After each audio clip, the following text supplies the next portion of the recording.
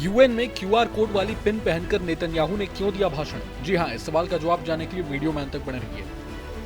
दरअसल इजराइल के प्रधानमंत्री बेंजामिन नेतन्याहू ने 26 सितंबर को संयुक्त राष्ट्र महासभा में एक आक्रामक और भावुक भाषण दिया, जिसमें उन्होंने हमास के खिलाफ इजराइल की कार्रवाई को आखिरी अंजाम तक ले जाने की बात कही। भाषण के दौरान उन्होंने अपनी जैकेट पर एक बड़ा क्यूआर कोड वाला पिन पहना था। साथ ही नेतन्याहू ने दावा किया कि उनके भाषण को पूरे गाजा पट्टी में लाउड स्पीकर और मोबाइल फोनों के जरिए लाइव प्रसारित किया जा रहा है, ताकि बंधक और हमास सदस्य इसे सुन सकें। ये कदम इजराइल की रणनीतिक प्रचार युद्ध का हिस्सा था। संयुक्त राष्ट्र में आलोचकों और प्रदर्शनकारियों से घिरे इजराइल के पीएम बेंजामिन नेतन्याहू ने दुनिया के नेताओं से कहा कि इजराइल को गाजा में हमास के खिलाफ काम खत्म करना ही होगा। उन्होंने गाजा में विनाशकारी युद्ध को समाप्त करने से इनकार करने पर बढ़ते अंतर्राष्ट्रीय अलगाव के बावजूद संयुक्त राष्ट्र में एक मुखर भाषण दिया। नेतन्याहू ने कहा कि पश्चिमी नेता दबाव में झुक गए होंगे और मैं आपको एक चीज की गारंटी देता हूं, इजराइल नहीं झुकेगा। वहीं जब वो भाषण देने ही वाले थे तब कई देशों के प्रतिनिधि संयुक्त राष्ट्र महासभा हॉल से सामूहिक रूप से बाहर चले गए।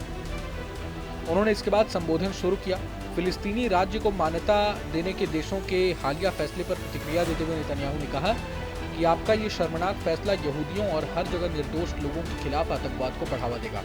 खास बात यह है कि जैसे ही इजरायली नेता ने बोलना शुरू किया, हॉल में हल्का शोर सुनाई दे रहा था। कुछ लोगों ने तालियां भी बजाई। अमेरिकी प्रतिनिधिमंडल वहीं रुका रहा, जिसने हमास के खिलाफ नेतन्याहू के अभियान में उनका समर्थन किया था। गौरतलब है कि वो अक्सर अपने आलोचकों पर यहूदी विरोधी भावना रखने का आरोप लगाते रहे हैं। नेतन्याहू को अंतर्राष्ट्रीय अलगाव, युद्ध अपराधों के आरोपों और उस संघर्ष को समाप्त करने के बढ़ते दबाव का सामना करना पड़ रहा है।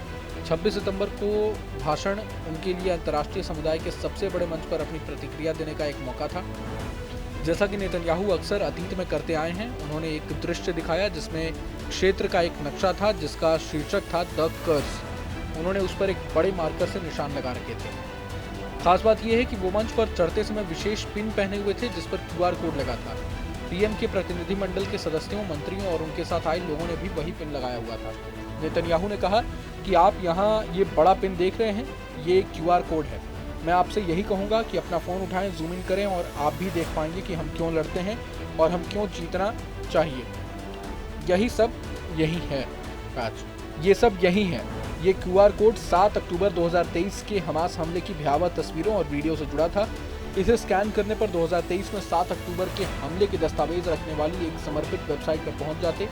भाषण में नेतन्याहू ने एक क्षेत्र में अपने राजनीतिक और सैन्य दृष्टिकोण में अपने प्रमुख सहयोगी राष्ट्रपति डोनाल्ड ट्रंप की भी बार बार प्रशंसा की।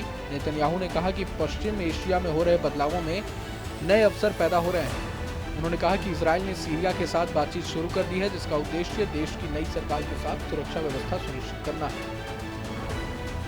बहरहाल पूरे मसले को लेकर आप क्या कुछ सोचते हैं, हमें कमेंट बॉक्स में जरूर बताएं। अगर आपको ये वीडियो पसंद आए तो लाइक करें और चैनल को जरूर सब्सक्राइब करें। जहां भक्ति है हर शब्द में, कथाओं में छिपे हैं दिव्य रहस्य और ज्योतिष देता है जीवन को दिशा। धर्म से जुड़ी हर बातों को जानने के लिए हमारे चैनल स्तुति को सब्सक्राइब करें। चैनल पर जाने के लिए इस लिंक पर क्लिक करें।